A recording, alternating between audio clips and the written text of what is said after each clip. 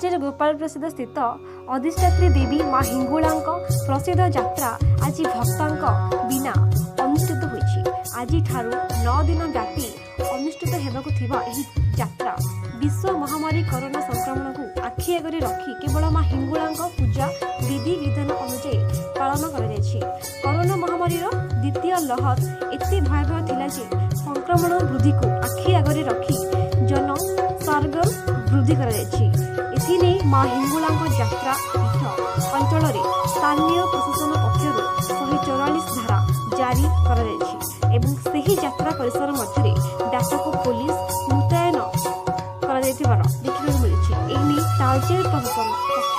trust board अध्यक्ष तथा तालचेर उपजिलापाल रजनीकांत स्वाई निष्पत्ति अनुଯାयी विभिन्न स्थान मानक भक्त मान उद्देश्य विभिन्न स्थान में हुंडी उपस्थापन